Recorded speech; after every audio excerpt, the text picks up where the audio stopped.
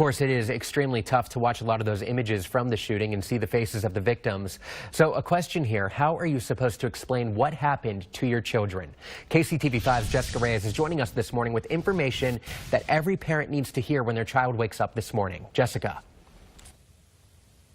Well, as a whole, I think we're all having a very difficult time trying to understand why this all happened. But what about our kids? What are we going to do once everyone's waking up this morning? Well, to tell us a little bit more about that, we have Amanda Davis here. She's the intake director here at Creighton Children's Center. Thanks for joining us this morning. So why is it important to talk about these traumatic events?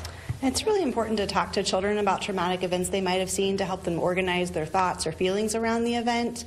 Just like adults, they're going to struggle to deal with it, and they really need help from the adults around them to organize that and to know how to deal with that.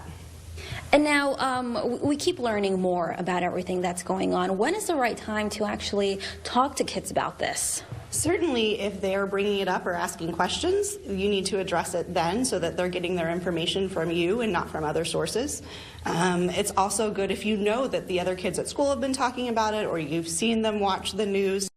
Bring it up, ask them how they're doing with it, what they understand about what happened, and then also just to see how they're feeling about it and really validate any feelings they might be having.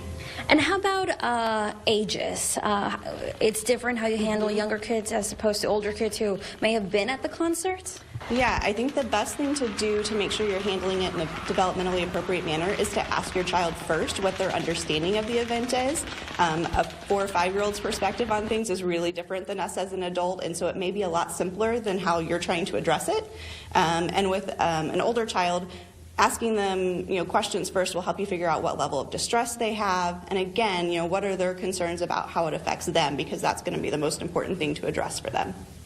Okay, well, thank you so much. And coming up in 30 minutes, we're going to break down some of the signs that you should be looking out for on how your kids are handling this and what those signs could mean. Reporting live in Kansas City, I'm Jessica Reyes, KCTV 5 News. Yeah, so important, such a difficult conversation to have, but one that you have to have at the same time. Okay, thank you, Jessica.